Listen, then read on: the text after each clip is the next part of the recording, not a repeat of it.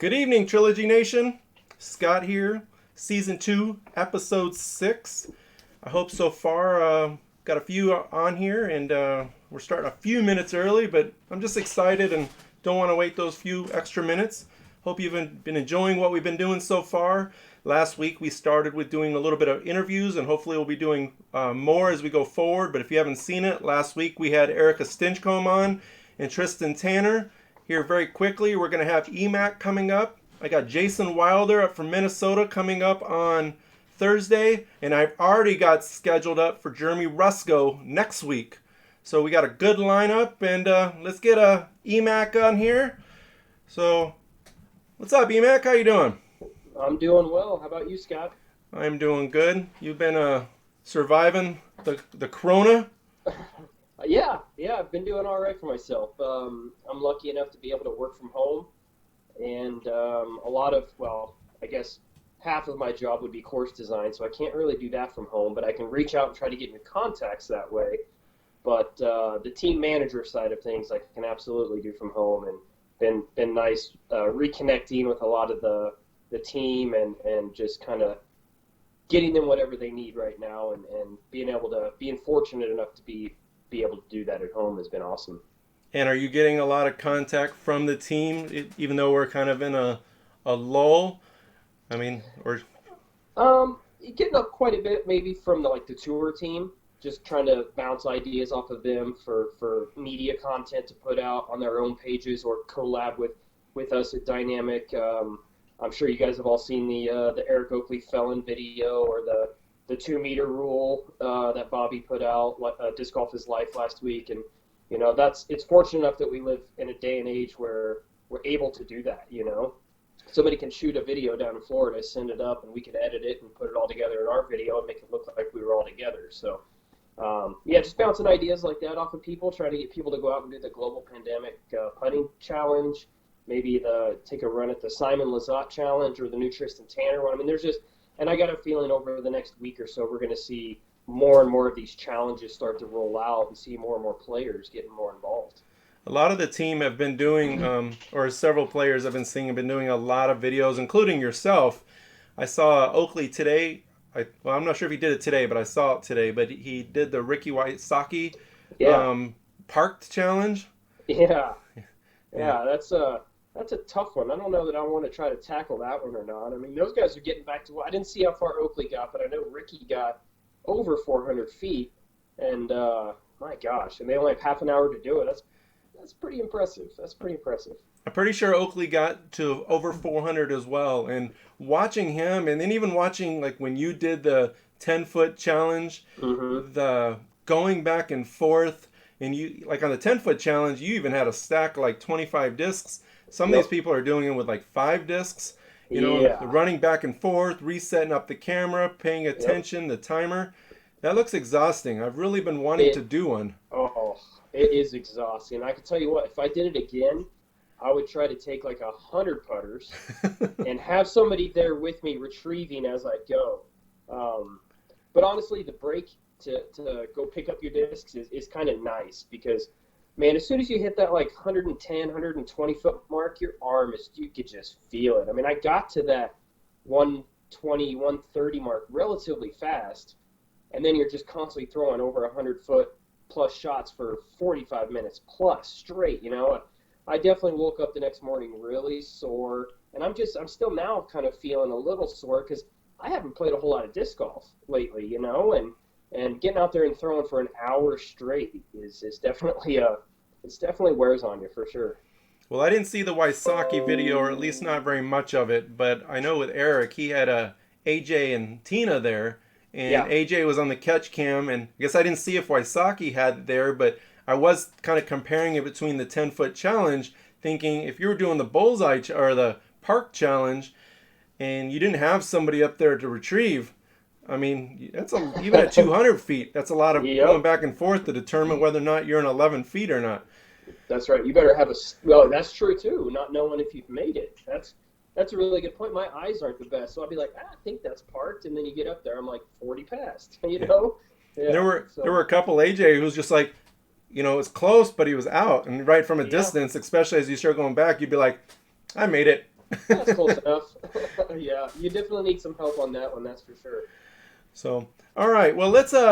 One of the things I'd like to do with the EMac a little bit is I know you've been around for a long time and you've been on with the DiscGolf Answer Man and a lot of various DD stuff for probably Jeremy just celebrated 15 years. So, and I know you've been around pretty much since the beginning. So, you're Well, 15 years. But kind of for our newer audience, people who haven't seen before, let's start from the beginning a little bit and kind of tell everybody your history, how you got started back in the mid 90s.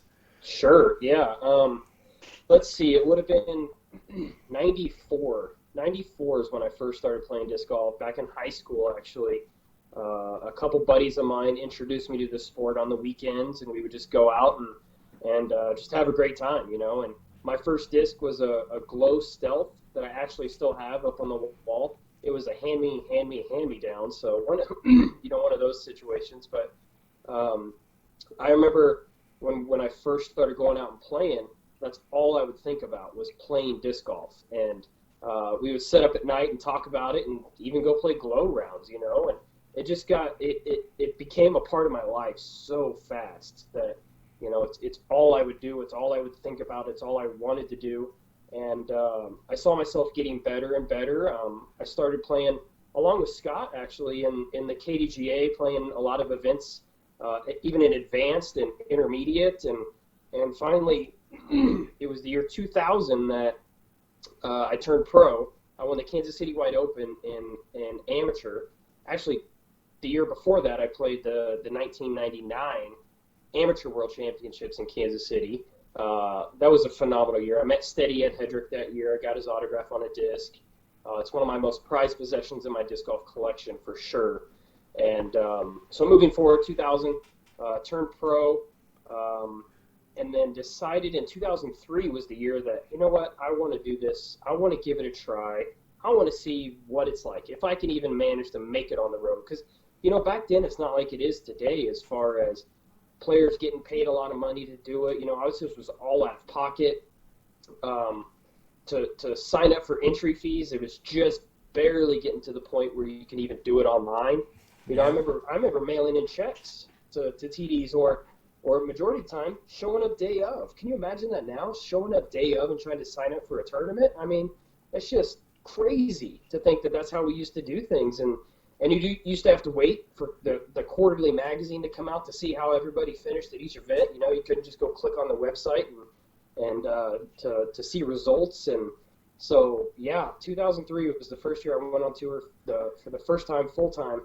And ironically, that was the same year that the national tour started. Yeah. So one of my very, very first events was the first ever national tour event in La Mirada, California. So that's kind of where my professional career started. And I met Jeremy actually on the course that year in 2003. I actually got sponsored by Discraft, and had a great relationship with them. I was with them for 10 years, doing kind of a dual sponsorship with Discraft and DynamicDiscs as well. When DD was just doing apparel and dies and tournament stamps and all that fun stuff. But met Jeremy on the course. I just had heard that there's some college dude that lives in town now, and he wants to order discs and start selling discs. And finally I met him, and you know, he had heard of me and I had heard of him, and we introduced each other. And I'm pretty sure I helped him with his first Discraft order, and you know, because I was the Discraft guy at the time, so worked really close with him. I was the first ever sponsored player at DynamicDiscs, which was kind of cool. And yeah, it's kind of just blossomed from there. And it just blows my mind to this day to walk into that warehouse and see, you know, what DD has become, especially from what I saw, what it came from. You know, I mean, it was in an attic. That's where it started, in a room smaller than the room I'm in, and you know, shipping out packages. And yeah, it's pretty amazing. It's pretty amazing. I've had a great ride, man, and I've been playing disc golf for a very, very long time. And I grew up in actually the neighborhood I live in now. Denise and I bought a house in the neighborhood I grew up in 3 years ago or so now. But I grew up in this neighborhood, and Jones West was the only disc golf course in town when I first started playing disc golf. That kind of gives you perspective on how much it's blown up in Emporia. So Jones West was there. I was there when Jones East was first put in the ground. I helped facilitate that, put it in the ground. And what's funny is when we put Jones East in the ground, we didn't have enough money for baskets. You know, we had the city manufacture our ground sleeves because they had the ability to do that. So they made us 36 ground sleeves that we just put in the ground. And you know how now we move baskets from long to short or short to long, whatever. Well, back then we moved them from east to west. You know, like every month we would go out and just move the baskets, and so we'd have a whole new course to play. You know, and you can go play object golf on the other one, obviously. But we finally got some money and was able to purchase some baskets, and then it just blew up from there. You know, and now we have, 10 courses or something like that. Like for me to go play Peter Pan Park, which is one of my favorite courses in town. It's just so much fun to go play. I literally have to. It's let me guess. 8-minute drive there from my house, and it's on the other side of town, and I have to drive past 4 or 5 disc golf courses to get there. Like that's crazy. You know, it just goes to show you how Emporia has really embraced the sport of disc golf, which is awesome. Yeah, going backwards a little bit. You were kind of talking at the very beginning there about like tournaments and how back in those days when we used to go to the tournaments, and for a lot of people who don't know, Eric kind of mentioned it, but I ran the Kansas Disc Golf Association in the mid to late 90s into the early 2000s before I joined the Air Force. So definitely I played with Eric a lot when he was up and coming and seeing, and I remember those tournaments. It's just a story or something I remember I've laughed at a few times is because I ran a lot of tournaments even back then, and I would go to those tournaments with a stack of flyers, and you'd put them on a table with everybody else's stack of flyers. And that was how that's how you promoted your tournaments. And of course, everybody then at the players meetings talking about them.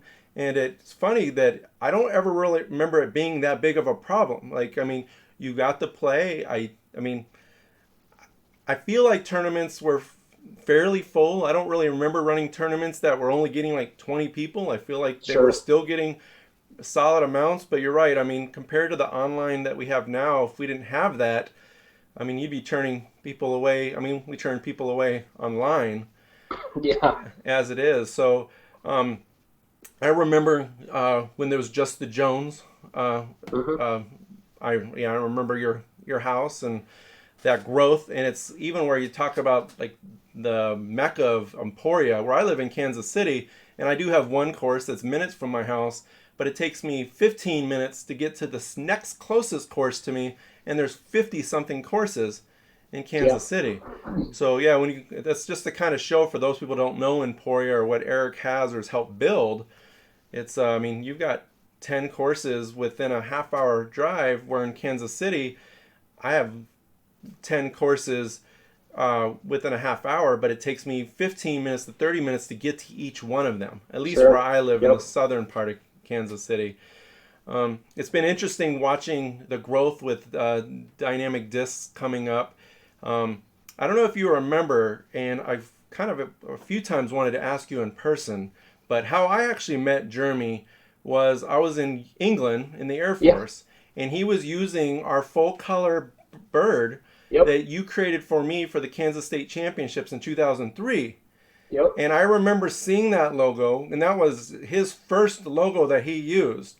Do you remember how he came about getting that, or kind of how that was built in? Man, that'll be a question for Jeremy next week, obviously. But I remember I back then I was kind of designing stamps, I guess you could say, for our local club, as where I would just draw something up, and I remember there's a couple that come to mind was a bear holding a basket, you know, the disc flying into it was the Emporia Open stamp one year. Then we had the dog catching the disc, and the funny thing about that was it used to be when we show up to league back in the day, we'd have like 12 people show up to league, and everybody had like a dog or two that they brought with them, so there's just a massive amount of dogs running everywhere, so we put a dog on the stamp. So if I remember right, you asked me to kind of do a stamp for the KDGA or an event during the KDGA. I don't remember exactly what it was, but we did the bird and holding the disc, and I remember the stamp vividly. I mean, it kind of looked like the KU bird between a Jayhawk and Foghorn Leghorn. Yeah, That's kind of what it reminds me of. but yeah, I think maybe he just saw it online and just started kind of using it maybe, or he had a towel with it on there or something, I think. And yeah, he'll probably remember better than I will because he's the one that was using the logo. But yeah, you're absolutely right. I do remember that being on his eBay page because he didn't have a website. It was an eBay page, and he had that logo on his eBay page. Yep, and I remember reaching out to him about it because I saw it, and you made it for us for Wichita for the Kansas State Championship finale for the KDGA finale, Yep, and I did full color Ching discs for the trophies, like that's first through right. 12th or something like that. Because I think I have a ninth or 10th place version of it, and then I did the towels as well. But I remember reaching out to Rusco and I knew him. Of course, I was over in England in the military, and I was Yep. probably a little defensive at first. And I remember reaching out to him, "Why are you using this logo?" And then he mentioned you, and I was kind of like, "Oh, okay, never mind." Yeah, yeah, and it could have been very well that he's like, "Hey, can I use this?" Yeah, Yeah, do it. I don't care, whatever. It's all good. So that's probably how it actually went before we decided to, pick the actual Dynamic Discs logo, which was really cool to actually be a part of that process and picking the DD logo and yeah, yeah. yeah, pretty cool. But that's how I started my communication with him. And then when I left the military in 2006 and I came back to Kansas, he was actually one of my. I came back to Kansas before I moved to Wisconsin, but he was one of my first stops while I was in passing through to meet him because I had been communicating with him a little bit. And of course, I had under par disc golf and I was doing Yep. a lot of the same stuff that he was doing. And we ended up partnering on some discraft stuff and traveled together a little bit and did a variety of different things. So it's pretty interesting how that story goes, and even the correlation, like my history and yours, and how just Yeah. so many little people, so to speak, kind Sure. of came a part of where that's at now. Yeah. So in 2003, you went on tour, and who was there something that outside of your skill level that helped you kind of push? I mean, I know like LaRon was a big mentor of yours as you were growing up.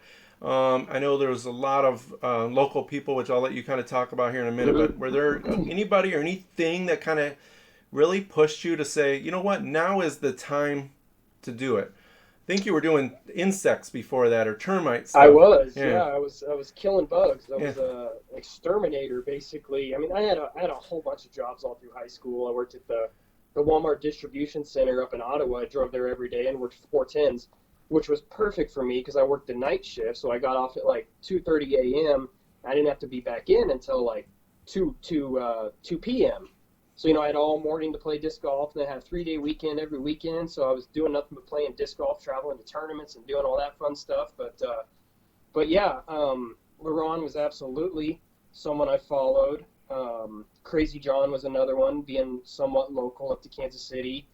Um, Scott Stokely, Climo, obviously. I remember going and watching them all play at the Kansas City Wide Open every year. That was always something that was really special to me, was going up to Kansas City and watching the Kansas City Wide Open, playing in advance or not even playing, and coming up and just watching the pros. Because back then, there was 2 rounds a day. It was just Saturday, Sunday. We played 2 rounds Saturday, 2 rounds Sunday, and then a final nine, and these big galleries, and it was just so much fun. And I remember watching all those players. But um, the one person who probably, besides LaRon is probably the person that I owe most of my abilities, or he was the guy I looked at. He was the guy I tried to model my game after and really looked up to. So LaRon was absolutely the number one guy. But the other guy that kind of flies under the radar, who was local, is Kevin Babbitt. You know Kevin really well. oh yeah, He was a few years older than I was, but he was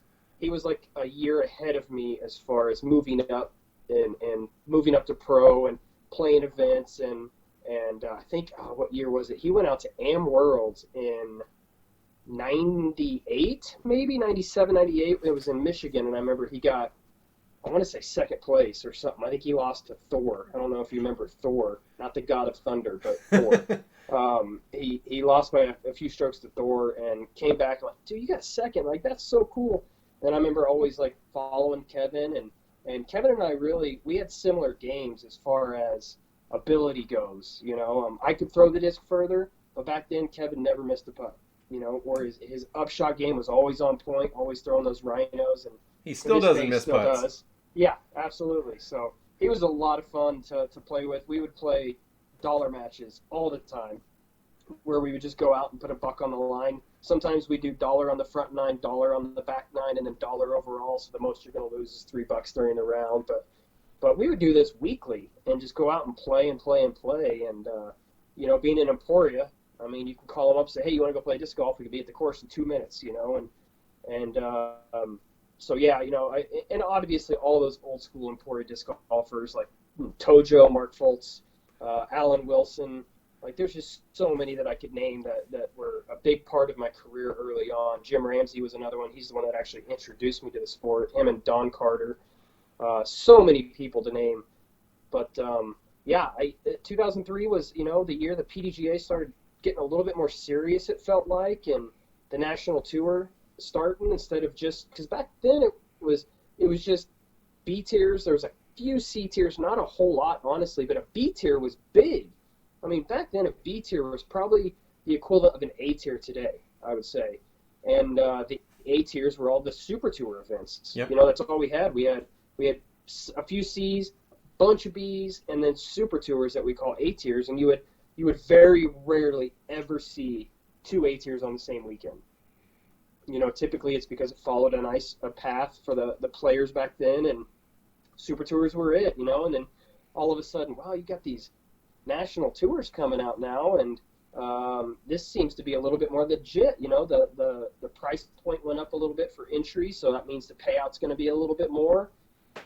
It just really felt like the right time to give it a try. I was young, and another kind of funny story about it was I went to California for that first event, and then 2 weeks later, and that was back when I was still kind of working. So I was on the road full time, but I was also coming back home occasionally, right?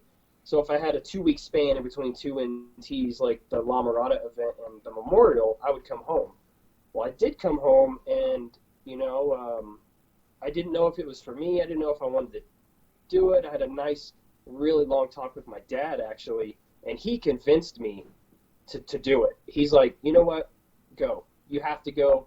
You're going to regret it if you don't go. So, he really had my back and really supported me, and I owe it all to both my parents, obviously.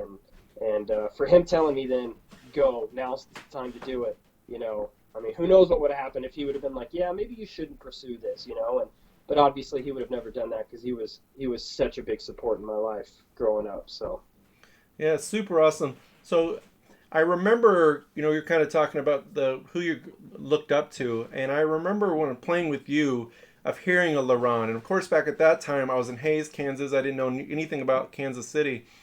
And 2 vivid memories that I have of LaRon. One is in the Hays River. I found 2 DX Pegasus. And Pegasus, yeah. They had both his name on it, and I think it just said Who Man on them. Yep. And I had no idea who that was. And then that's how I was introduced to Brian and Brandon Mace, because the front of the discs, the M's were faded off, so I thought it said Ace Man. And I actually went up to Nice. Brandon, who was vending or who was out there for the Frontier Open, and I showed him that disc. And I go, who are the Ace Man? Because I knew Brandon, but I didn't put the 2 and 2 together. So that was actually how I introduced myself got to really know Brandon too, but meeting LaRon or getting to know LaRon. And then that very next year at the Emporia Open, it was Babbitt, Chris Smith, George Smith. Smitty? No, George Smith. George Smith. Smitty Yeah. hadn't even hardly started playing yet.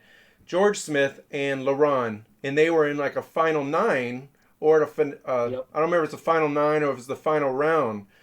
And but I remember, I think it was Babbitt off the tee, like hit the basket. I can't even remember what course, but it's the downhill one with the baskets right up against the water, just before you come back across the sidewalk, like 2 holes or so before you come back to the sidewalk. I don't remember which course that is. For the life of me, I don't know which one East and West is to this day. But but those are definitely some of my memories. And some I have probably never shared with you is, so when you went on tour in 2003, I joined the military in 2003. Well, when I was in basic training, I remember hearing about you being on tour. And that was actually one of the Mm-hmm. early things that I found out. And I don't even remember how I found that out, but I found out that you went on tour, and I remember being excited about it. And as soon as I got out of basic training in August of that year, I started trying to look you up. And I don't know if you remember, but Nice. then I came and visited you at Lake Louisville because I was at Yeah. tech school in Wichita Falls, and I Yep. came I to see do you remember there. that.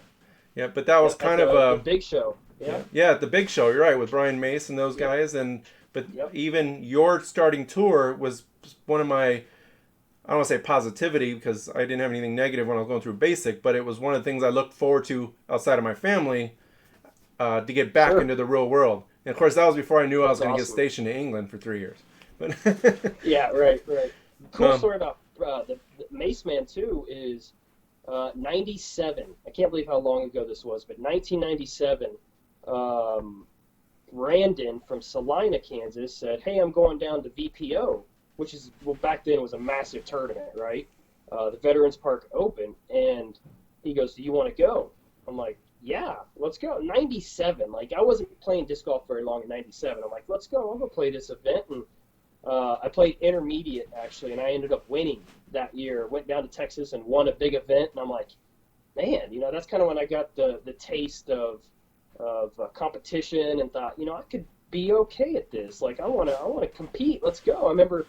I just remember the disc I was throwing all day long was X clones back then because it was super windy down there, and the X clone was the most overstable disc on the market back then. And that was a great time traveling down to Texas with Mace Man. Yeah, it was good times. yeah, like I said, I got a lot of memories from a lot of those days. So in 2003 through 2010, so you'd been on tour by the time you won your world championship. You'd been on the tour. That was your seventh season. You had already won a major prior to that, right, with the Mm-hmm. Players Cup. Yep, 2008. So kind of walk us through. I mean, not necessarily. You can if you want those beginning years of touring, but really more of when you started coming into your own, winning two majors in, I guess, 3 seasons. I mean, kind of walk us through Yeah. that step, and also what was, I mean, both majors. I mean, what was that like? I mean, Yeah, well, that's the thing. It's kind of funny. Not too many people know or remember that I actually have won two majors. The Players Cup in 2008 was like a relief off my shoulders almost. I remember battling Barsby and I think Avery was on the card back then, and Climo. Johnny McCrae was actually on the card as well, the final round, and I remember having a one-stroke lead going into hole 18, and it was a big turnover shot that was blind with a lot of OB everywhere. And I just remember mashing on a buzz actually and getting it to turn, and all you got to do is watch it clear the bunker and go around the corner.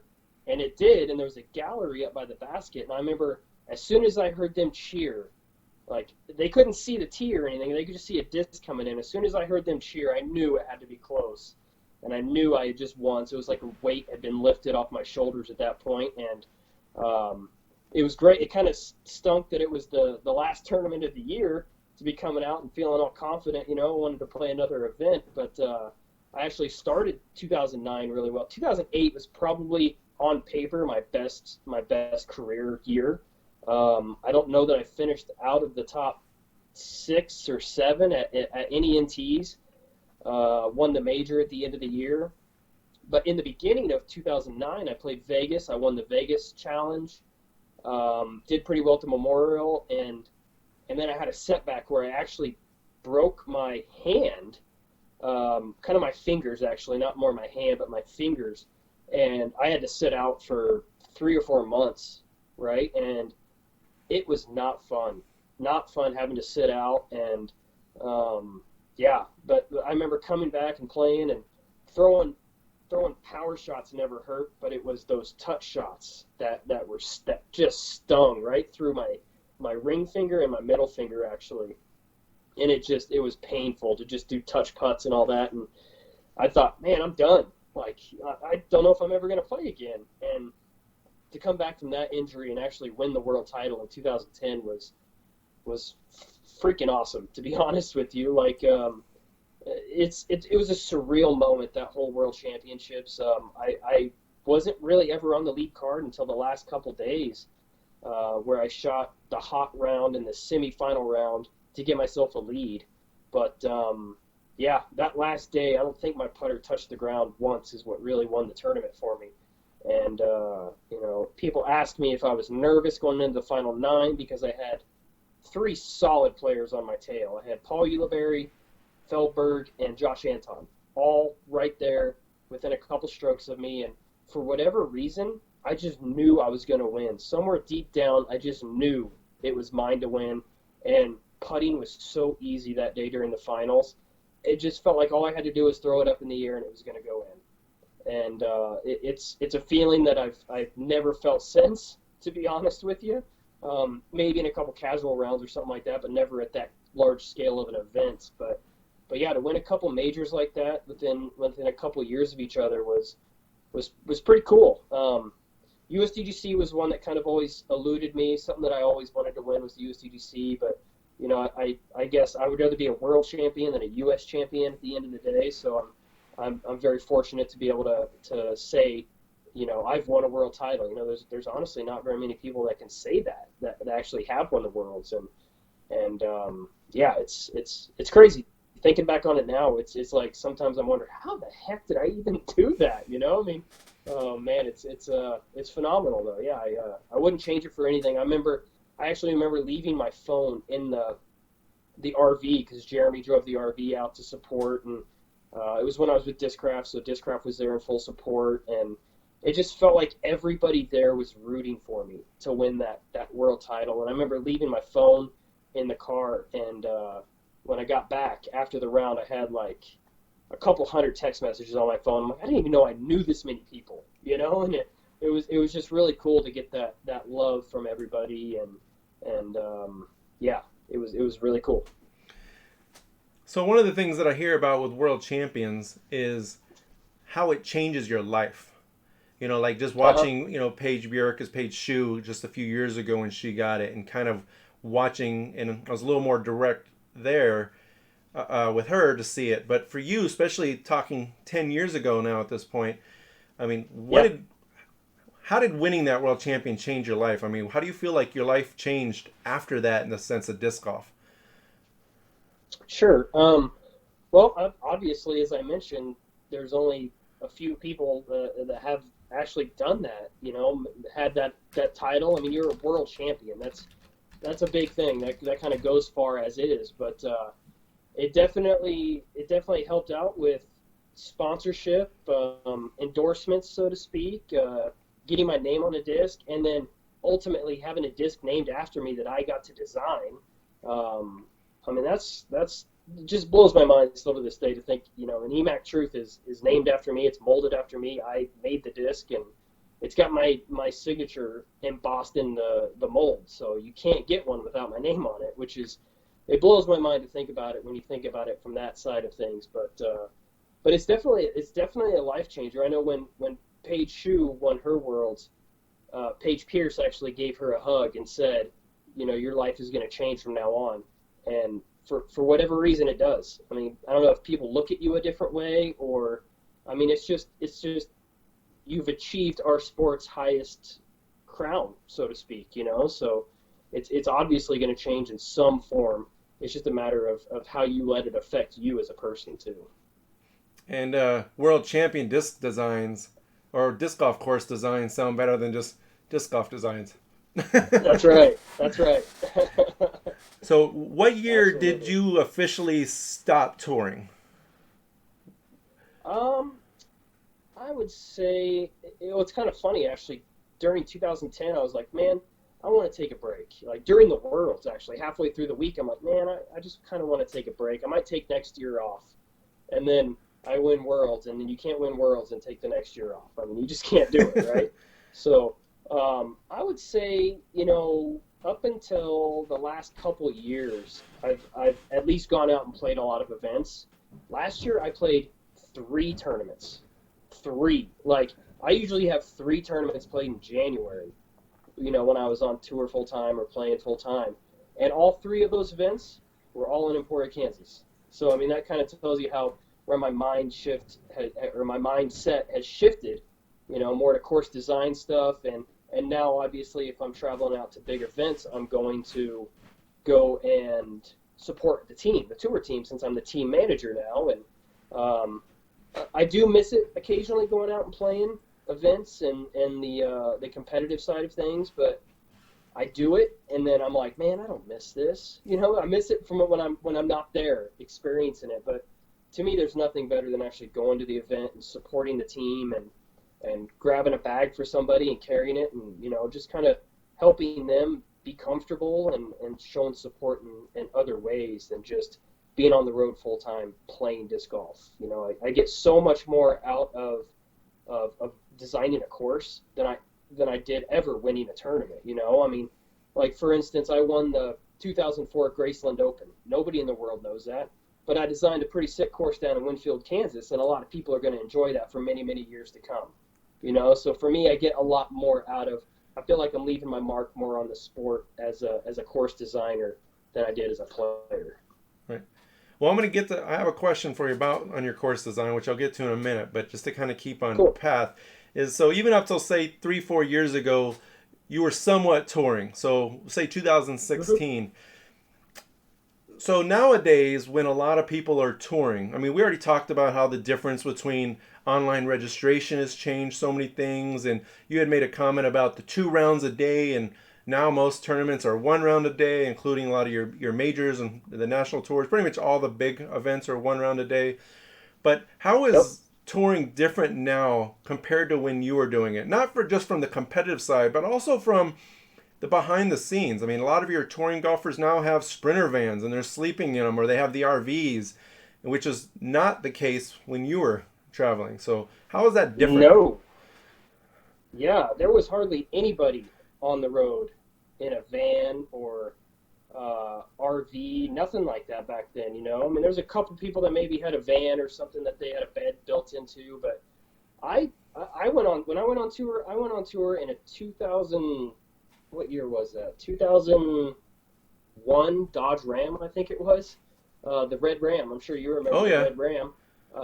It was I had a topper on the back, and I had built a bed in the back with storage underneath, and that's what I did, man. I just drove around in a truck is how I toured until let's see, what year would it have been? Probably 2009, maybe. I bought the Element, the green Element, and that thing became the Road Warrior. I think I put 60,000 miles on it in 1 year touring, which is just ridiculous. But it was a fantastic tour mobile. The seats all fold down flat, and you can sleep in it. Had great gas economy. It was fantastic. It was great. It was cheap to fill up. It was a fantastic car, right? So I liked the Honda Element so much, I bought another one a few years back. So I had 2 Honda Elements for quite some time. And I actually recently traded the old school green one in, and Denise's old Jeep on a brand new truck to pull my boat around in. But no, it was a lot different back then.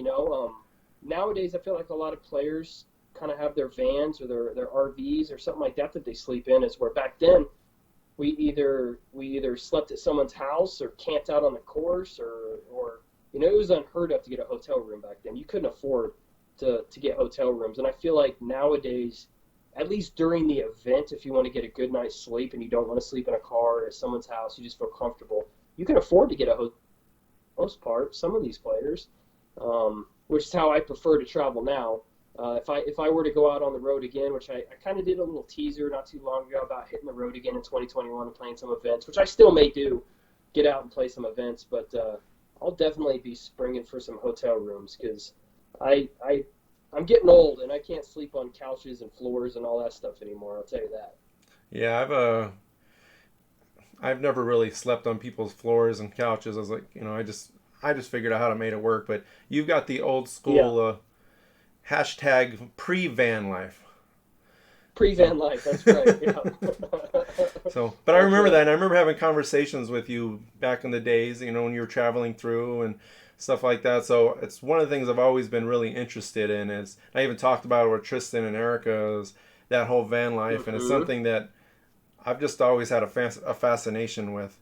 Yep. So in 2012, DynamicDiscs became a manufacturer.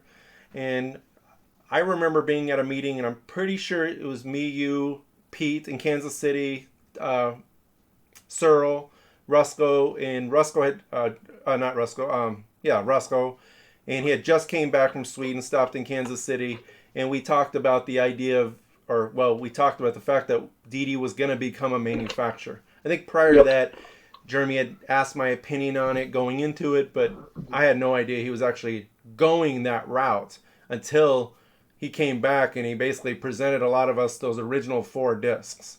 Yep. So I remember that being pretty exciting. So, but my question for you, and I don't even know the story behind this, and maybe your conversation started, but knowing you were going to probably have to leave Discraft at that point to go strictly to DynamicDiscs as a manufacturer, and you being the first team person, how did the birth of the original Truth come about? Yeah. Wow. Yeah, great one.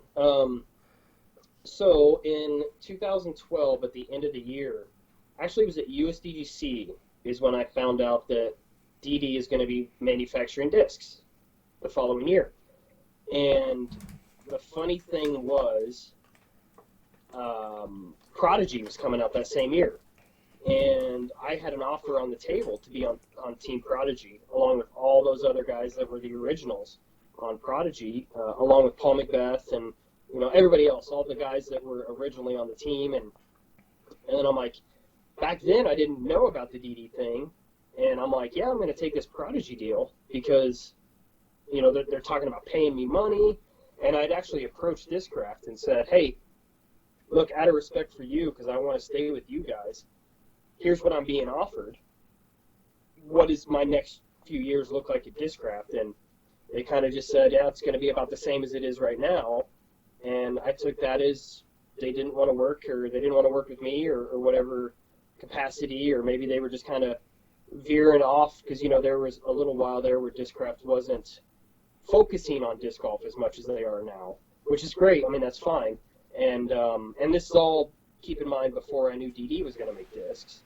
And then at that USDGC that year, I found out DD was going to be throwing their name in the mix, and I was like, wow, this is crazy. This is really happening, and things are changing. It was so crazy because Prodigy blew up and came out with all those top pros, and then DD mentioning that they're going to start manufacturing discs, and obviously Rusco wanted to take care of me because I was there from the beginning, and DD's in my hometown, so it would be super weird if I wasn't with DD.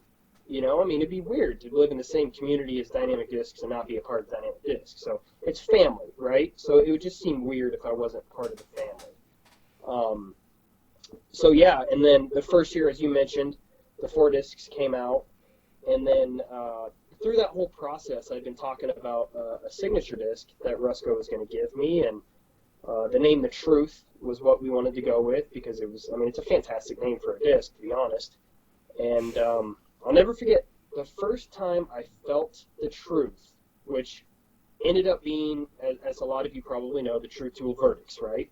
The ones that are actually the verdicts now, but it was the truth. You guys know the story, I'm hoping.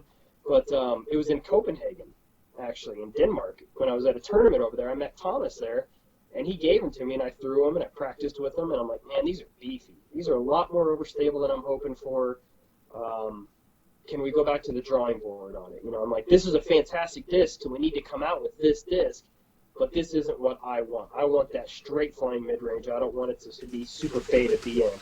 And those Truth Tool verdicts were beefy. I mean, they are still one of the more overstable mids on our lineup to this day. So he went back to the drawing board, and he sent over some more, and finally it's like, boom, this is the one. We got it. Let's roll with it. So we did. And then, for whatever reason, I don't know if it was it had been manufactured so many times, or it's a different run of plastic or what it was, but the normal Truth just kind of started to fade a little bit more, flip up and turn to the right just a little bit more than I wanted. And I brought this to the attention of Jeremy and Thomas and David and everybody, and they're like, well, let's retool it and let's just make a new disc for you. And I'll never forget, we went back and forth for months probably on what we're going to name this disc. if we were going to eliminate the regular truth, and this just become the new truth. And we're like, well, let's just, at that time, Latitude was coming out with like the St. Pro and calling it the Pro version. So we thought, well, we could do the EMac. It could be similar. It's just going to be a little bit more stable, a little bit more torque resistant, whatever you want to call it. And, Thomas had sent me the brand new EMacs. And from the first time I threw it, I knew that was the disc. That was the one. And to this day, it's been a very consistent flying disc. There's so many different molds you can get it in, or plastic types rather, that you can get that disc in, including the latest Lucid X run. Have that slight rise to a little dome, and they're almost as stable as those Truth Tool verdicts were, but they have a little bit more glide to them. So, it was an honor when Jeremy told me that he wanted to have a disc for me and let me kind of help design it and put my name on it, and it just showed that he cared and he wanted to do what was best for myself and his company, and he wanted to see me succeed as much as he wanted to see DynamicDiscs succeed. So getting the truth was pretty awesome for sure. All right, for those that are watching, in my YouTube channels, I actually have a full video on the history of how the Truth Tooled verdict came to be and all of that stuff. Right. So if you want to know how that really came about, all the details, it's in that video. So now you got the truth. How did you get the EMac Truth? Well, I kind of explained it a little bit in there, that the regular truth just started to turn a little bit, and I wanted it to be a little bit more stable from the get-go, kind of in between where the truth and verdict are, and that's exactly where the EMac is. And, going back and forth on the name was not frustrating, but it was definitely time-consuming on determining if we're going to call it an EMac or a Truth Pro, or, what type of royalties will I be receiving. There's just so many different variables that go into it, and luckily we were all able to come together on the EMac Truth and engraving my name into the mold itself. And there's not too many people that have that out there, which is, it still blows my mind to this day that I have a disc with my name on it, and back in the day when I was first starting out and touring and traveling, you didn't have your name on a disc unless you won a world championship. That was the only way back in the day you got your name on a disc. And now it's kind of evolved to, it's a great fundraiser for players to do team series discs like we do at DD, like they do it, every company does it at this point. But to have an actual, signature disc where you can't get anything, you can't get an EMac Truth that doesn't have my name on it, at least somewhere on the bottom, and it was an honor because, like I said, back in the day, you dreamed of seeing your name on a disc. So a misconception, I'm going to let you kind of explain it so it's coming from you, but a misconception that I hear from some people is I hear people say on the Truth that the mold broke, the original Truth, it wore out, the EMac Truth's a totally different mold. Can you kind of just clear up exactly the difference of the mold between the Truth and the EMac Truth? Sure. Yeah, it was never, the original Truth mold was never actually broken. I think they may have had to repair it a couple times, which is actually nothing out of the ordinary.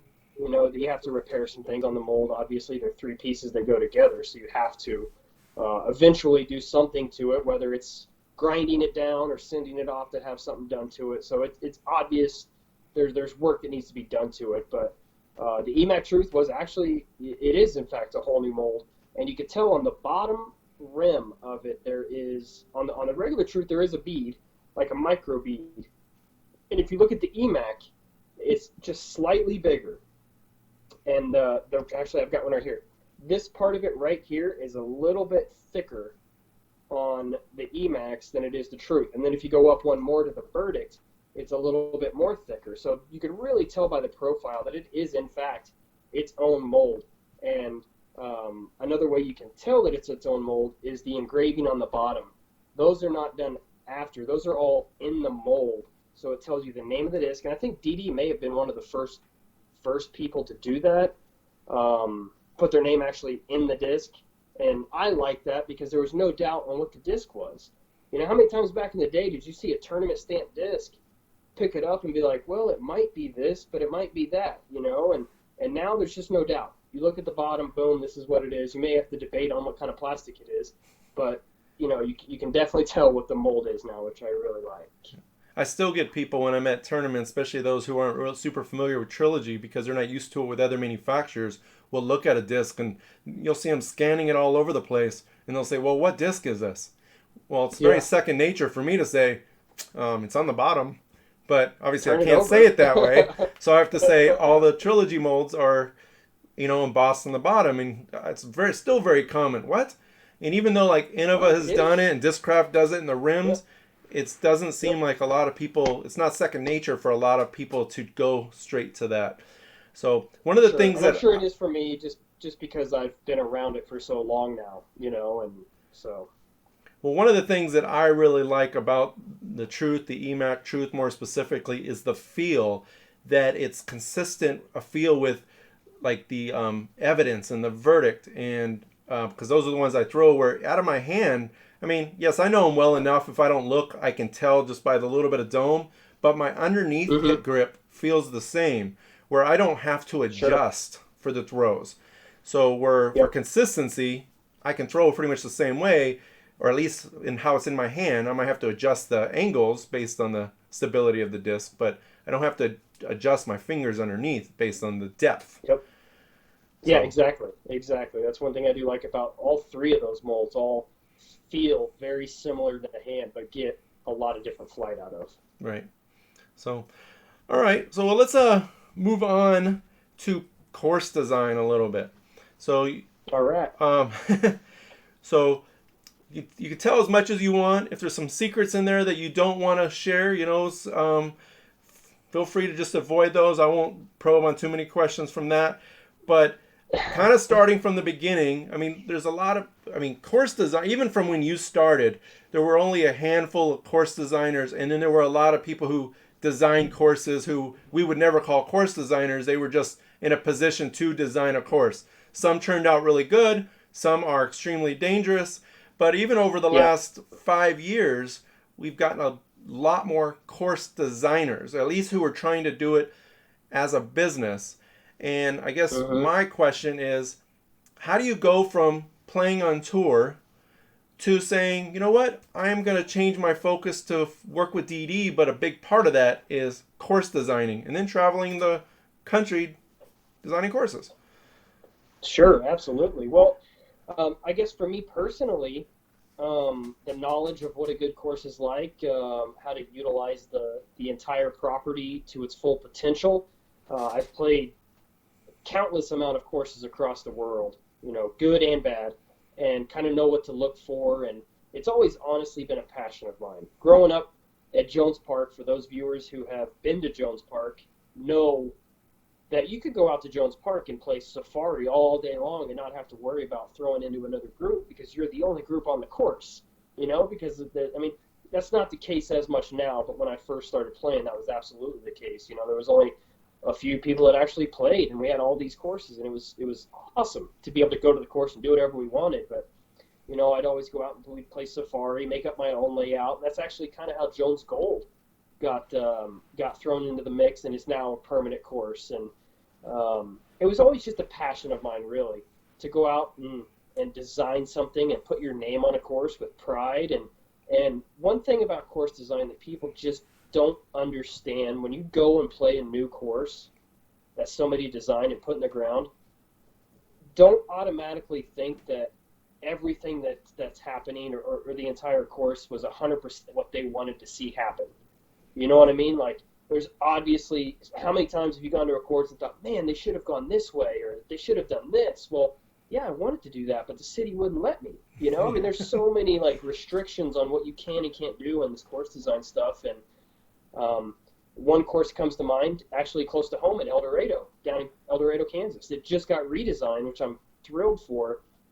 But I went and designed that course, and then they came and put a sidewalk through the entire thing, and wanted me to come out and in the beginning told me, let's not worry about, if you need a bridge, we'll build a bridge, and all this stuff was promised, and then budget hits, and then they can't build a bridge, and now the flow is weird, and It was just a really awkward thing from the beginning, but Tyler went down and worked with the city, and they actually let him go and redesign it, which I'm perfectly fine with. I think it's fantastic, especially when I designed the course, and then I go back to play it, and I see there's a sidewalk running directly through the middle of a fairway that's brand new, and it's like, man, we can't have this. Like, I don't want a sidewalk and some little old lady walking her dog get hit and boom, that's it. You know, this course is getting pulled. We don't want that. We want everything to be safe and smart and done right the first way, obviously. So I've taken that, and I designed a course up in Iowa, actually, in Piasta, Iowa. It's just a little 9-hole course.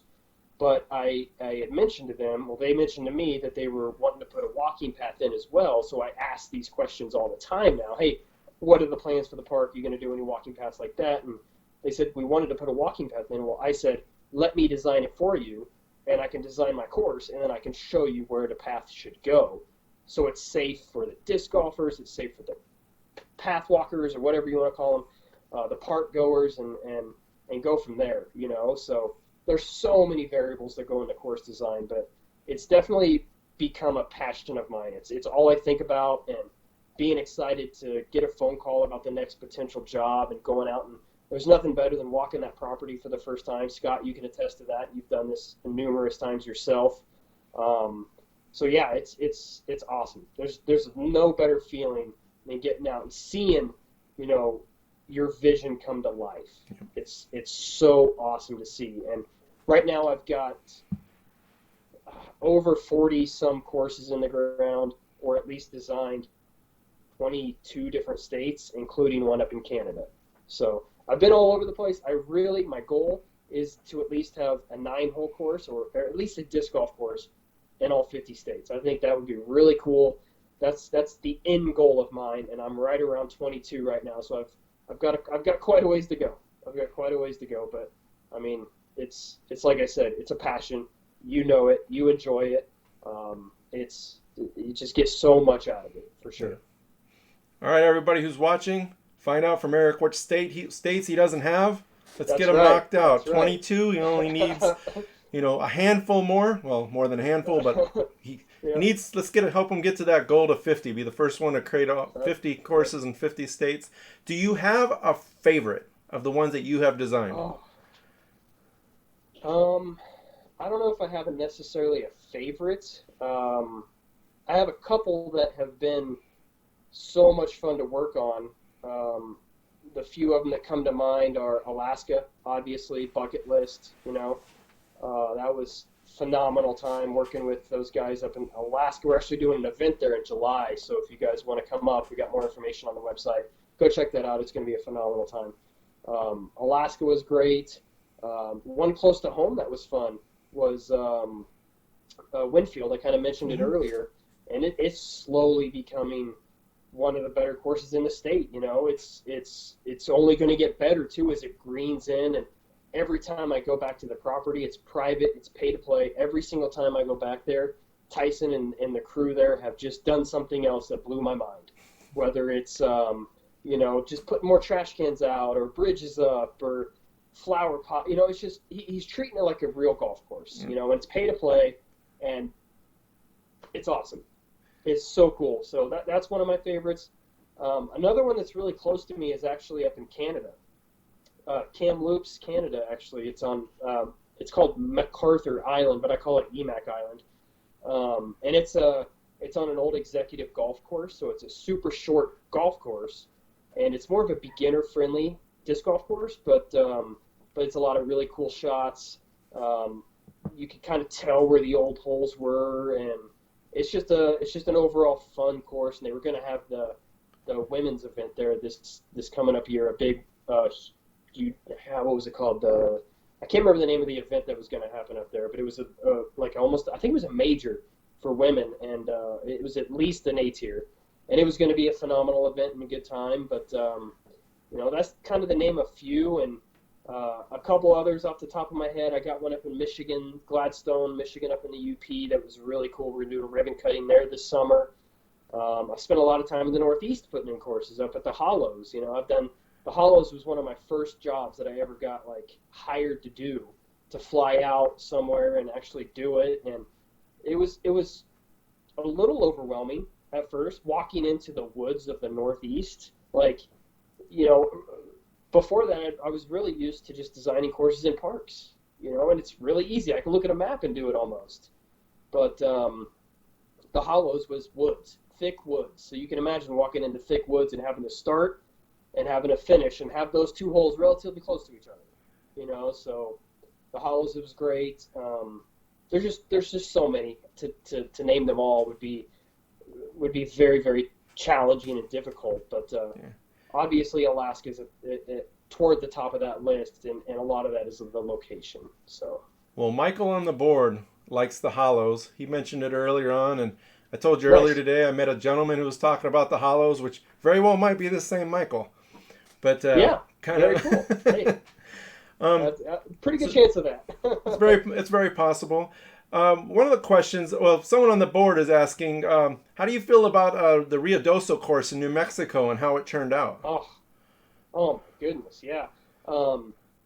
That's another one that was just so much fun to work on. With Everett Brophy, brought me out. He was doing so many big things out there in Ruidoso. He's now a team member. Actually, he's now on Team DynamicDiscs, and I haven't been able to make it back out to Ruidoso since the course has been in the ground. But from the pictures and the videos and everything that I've heard from people out there, it's going great. Everett was with me majority of the time, actually, when I was designing that course and laying everything out. So he was there, so he saw my vision. Mm-hmm. He knew what my vision was. So it kind of stinks. The plan was to go back out there for May 1st, I think it was, or the second weekend of May, first full weekend of May. There was going to be an event out there, the Rugged Ridge Open. But it hasn't been canceled yet, but I'm pretty sure it's probably going to get canceled with all the craziness going on in the world right now, unfortunately. So that was going to be our trip out there. But as soon as things clear up a little bit and we're able to travel more, that is absolutely one of my first places that Denise and I are going to go to and spend a few days up in Ruidoso and play some disc golf and hang out with some good friends, because I made a lot of really good friends when I was out there. Yeah. I've talked to Brody about the Ruidoso course, and Ruidoso is actually the only course in New Mexico I've played, but it's not your course. It's one of the other courses that was there when they only had the one. Have you designed, Michael, or Davis Michael on the board here is asking if you've designed any courses in Pennsylvania? Nothing in Pennsylvania. All right, Davis, let's get them hooked up with a course in Pennsylvania. Right there. Let's do it. Yeah. I would love it. There's a lot of great designers already in that area, so it's a difficult region to get a course design on, with Soltz out there. There's a handful of others that are out there that are doing really good things. Well, the same gentleman's also asking what your opinion is on putting courses on ski resorts. If it's done correctly, I think it's a great idea, especially for the summer. For the course I mentioned up in Michigan at Gladstone, Michigan, is on a ski hill. The back 6 holes of it, at least, are on a ski hill, and a place like Colorado would be fantastic, or really anywhere that has a hill. I mean, elevation is always fun. I mean, how many times do you go to a course and you have a huge, massive downhill shot and think, "Man, this sucks"? Never. Like that's what you dream of, is throwing those shots downhill, because you unload your bag on it, because it's so much fun. So yeah, I think if done correctly, it's a fantastic idea. Plus, most ski hills are, be closed during the winter, and it's a great way for them to generate some extra revenue, even if it's just like $5 a round or something like that. Open up the snack shack and have some summer activities. I know a lot of places do that, like mountain biking in the summertime, and disc golf could fit in right there pretty easily. So now a question I have for you. So I've only got a handful of courses compared to what you've done, and almost all of mine are in the same area. So I have a very direct communication with those parks anytime something happens. But do you have a tough time when you design a course and other people start making changes to what you've done? I mean, I know in some cases it's good, like you're talking about in the Winfield, they're doing a good job, but I can't imagine that 100% of that. I can't imagine that's 100% of the time. I mean, do you have a personal investment that you see that and you just kind of cringe? Occasionally, yes, absolutely, and I'm sure you can relate to that as well. I mean, it is. It's like your baby. It really is, and a lot of that is here at home. All the courses in town, like I had mentioned earlier, I learned how to play on Jones West. Well, I pretty much designed every other course in town. I helped collaborate on Hammond Park. The only one that I really didn't, there's two that I really didn't do in Emporia, and that's the middle school and the church course, just south of town, just east of town there. Those are the only two that I didn't really design, but I did help Keith give a couple suggestions here and there when people ask. But for the most part, people have been pretty good about reaching out to me and saying, hey, we want to do this. What are your thoughts? I haven't really experienced a whole lot of, hey, we did this to your course. I hope you like it or whatever. I don't care if you don't, whatever, So for the most part, it's been pretty good as far as people reaching out and being like, hey, here's a couple things we want to do. What are your thoughts? And I'm perfectly fine with that. I think that's fine. I think stuff like that's fine, but I can absolutely see cringing on like a complete redesign or something along those lines. The El Dorado situation was a little bit different just because there was the safety involved, and I encouraged Tyler to actually do all that. So. Well, in your case, you're far away too. It's not as easy for them to necessarily financially bring you back, depending on what the changes are. And I know as I've talked occasionally about courses that people talk to me about that would require me to travel, and so far I haven't gone that route just because, well, one, the amount of time, and I'm pretty busy otherwise to do it. So, and I haven't had that locally, but again, I've got that relationship because one, I work with it for a couple of the parks, and then that kind of built into its own dream. But one of the other things I was just going to say, and I'm sure you can relate to, is probably one of my favorite parts of designing a course is when you go back later and you see it all blooming in. So like we have the new course, and I don't know if you've checked it out, Cedar Ridge and Bonner Springs. It's a very short course, and I had to pretty much use every corner. And when I walked away from that course, I was like, I like it, but it didn't compare to like Heritage Park, which is my baby. And now that it's greening in and we're starting to get the pads in, and every time I go out there, it's just like, man, I am starting to really like this course a lot. And I'm happy with what I did here. And because now you're starting to see things bloom in, and you're starting to see some of the grass and even the little tweaks of elevation. And, you envision how a shot should come in. So I'm sure you can relate to how some of that stuff goes in. So. Absolutely. And actually what I recommend when I'm doing a course is to not necessarily, put the baskets in first. Don't worry about putting tee pads in yet, because there's potential changes, especially if it's a course where you have to cut anything. So if you're cutting fairways, you want to cut those fairways, then I want to walk it again and make sure that everything's done right. Right. We're in the the great thing about the newer Hollows course was that I was there when they did all the cutting. They hired a machine, a tree eater, on the front of an excavator, and I walked down the middle of the new fairways with ribbon, tying the ribbon, and told the guys, take out anything that has a ribbon, or if you see this pink ribbon going down the middle, about 20 feet to each side, just wipe it all out and keep everything, bigger than your hand, and we'll see what we got at the end. And I was very fortunate enough to be able to be there for that and watch this thing just eat through the woods and then walk it, and it's like, man, this is better than I anticipated, So it's very rewarding, like you said. Yeah, and actually I'm very similar when it comes to the cutting. I'm just like, usually it takes a little while, and sometimes the parks don't understand why they just can't wipe a whole fairway out at once. And I was like, because sometimes I need to see 30 feet to know the exact direction, because I don't want to cut those trees that are much bigger, but I need to see it. So I'm going to let you go here in a minute. I've had you on here for about an hour and 10 minutes already, so it's pretty long. But I do have a question for you. I don't know if you've thought about this.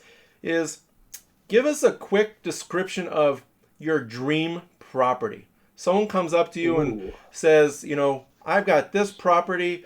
It's a dream property of, is it a par 72? Is it just, it plays around like rivers and lakes, or it's got a golf course type atmosphere? Maybe it's a complex with 36 holes. Surely you've thought of that. Yeah. Oh, absolutely. I obviously dream about the end game, which is to own this piece of property, Yeah. and this be my home course and my private course that I live on, and people come play. And yeah, for what I would love to have is, I grew up on open style, park style golf, which I love, but there's just something about like a manicured wooded course, But I would honestly like the best of both worlds. So I would like around 6 holes of pretty thick woods, 6 holes of somewhat open park style, and then 6 holes of just nastiness, tight, and shoot through the gap type of a hole. But definitely got to have some water on it. You got to have some elevation on it.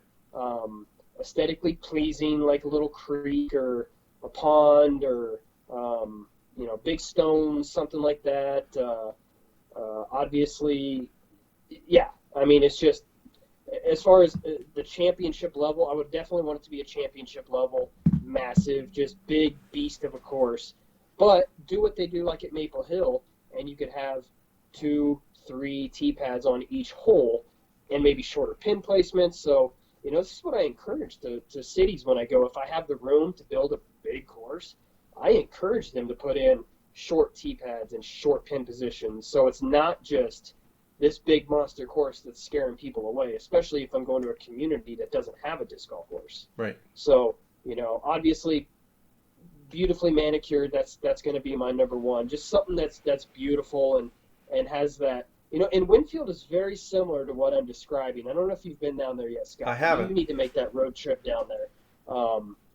It's got a little bit of everything. It's got some nice tight tunnels. It's got some water shots. It's got, I've played the course a couple times now when I walk off that course thinking, wow, this hole's a signature hole. This hole's the signature hole. There's like 4 or 5 holes on that course that are like, this could be the signature hole, and that's what I want. I want 18 holes on a course that people want to take pictures of. You go play a course and you're like, there's that one hole that everybody takes a picture on. Well, I want that throughout the whole course. Yep. So obviously, if I'm dreaming big, I'm going to dream big. So that's why it's a dream, right? So that's right. That's why it's a dream. All right, bud. Let's get you out of here. This last thing I have for you. Most people probably already know, but tell everybody how they can follow you, how they can support you, where they can find you if they've got a course in a state you don't have, or just want to, buy a disc. Yeah, absolutely. So I'm on pretty much every social media platform. You could just search for me on them. The one that I probably use the most is between Instagram and YouTube.